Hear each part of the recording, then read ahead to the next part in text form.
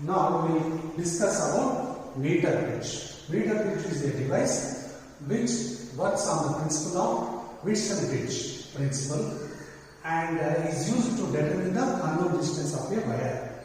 Now it consists of two thick metal strips bent at right angles fixed on a wooden board, and between these two metal strips a meter long resistance wire of uniform cross section AB is attached.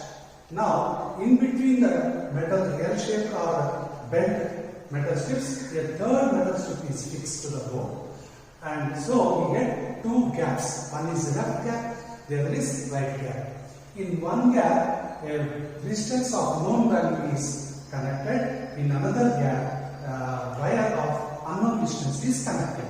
So in the middle of the metal strip there is a binding screw to which a galvanometer is connected through a high resistance box, and to the other end of the galvanometer a jockey is connected.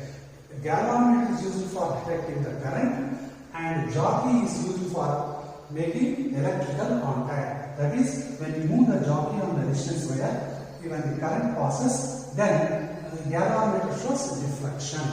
A high resistance is connected in series to the galvanometer to protect it from large currents. See, galvanometer is a sensitive instrument, so we must avoid sending large currents into the galvanometer. Now, this high resistance is used when the balancing point is not obtained. So, when we are going to get the balancing point, or when you are very near to the balancing point, you can remove the high resistance. So that means, there will be a plug. If you remove it, then the resistance will be introduced, and if the plug is inserted, if the key is inserted, the resistance will be avoided and current passes directly through the galvanometer. So like that, you can use high resistance box when you are starting the experiment. So when you are about to get the deflection, that is balancing point,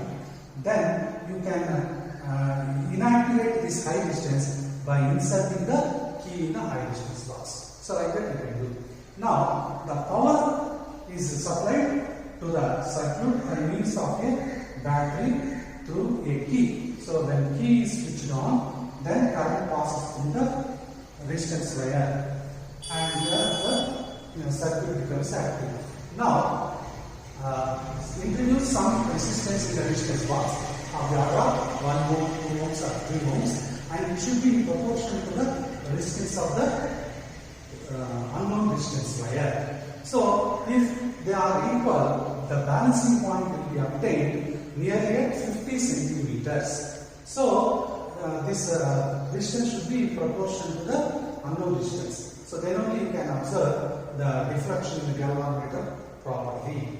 Now, so after introducing some resistance in the resistance box and moving the jockey on the resistance wire from the unknown side, obtain the balancing point. It means you have to locate the point on the resistance wire where the galvanometer shows zero deflection. So that length of the resistance wire is known as the balancing length. To measure the balancing length of the wire, a scale is provided by the side of the resistance wire. So once the balancing point is obtained, then you can apply wedge and bridge principle. So let us suppose if this is R1 and this is say R2, then this is R3, and this is R4. So therefore R1 by R2, that is R by S is equal to. So I said this is R2. Then you can say that the resistance of a wire of uniform cross section is proportional to its length. Or otherwise, suppose if per unit length, let us say RCM. Let us suppose this is the resistance per unit length. Then multiplying it with the length of the wire, then you will get the resistance of that part of the wire. So let us assume that RCM is the resistance of the wire per unit length, that is per centimeter. So then, so I said this is the R1 by R2, then R3 by R4. So that is equal to 100 minus L centimeters into RCM by, and this is L, therefore L into RC, that is the distance. So this term will now gets cancelled. Now I want to find out this S. So S is given by, so you take this this side and the other things, these two terms to the right side, to the left side. Then you get L by 100 minus L into R. So this gives the resistance of the unknown wire. So repeat this experiment several times. That is for different values of resistances in the resistance box, and find out the average. Now to avoid the errors at the ends of the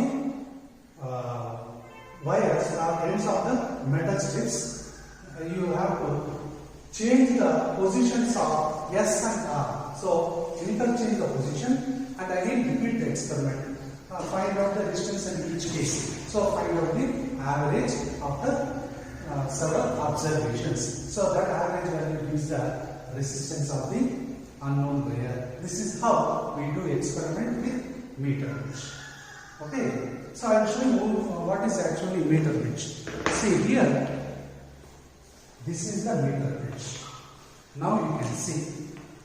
Now, so to a wooden board, a meter long wire is attached. So this is the wire, and there is a scale for measuring the lengths. And here, this is a metal strip. This is one metal strip. This is another metal strip bent at right angles.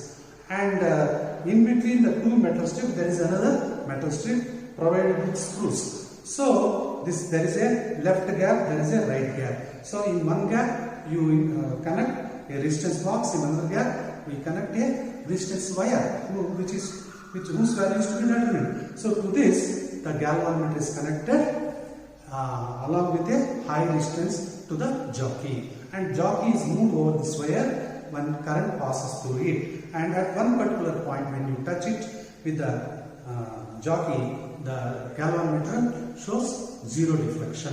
That is the balancing length L. Okay. So the resistance box. See, this is the resistance box.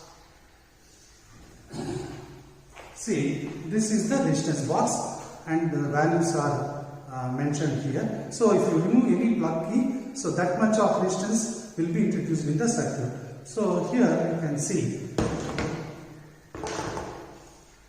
So if you see here, 1 ohm, 2 ohms and 5 ohms like that. So if I remove this, and the current should pass through the bobbin inside, so which gives 1 ohm resistance. So if I remove the second one, so I will be introducing 2 ohms resistance. So like that, so using resistance box we can introduce the resistance values as per our desire, say 1 ohm, 2 ohms, etc.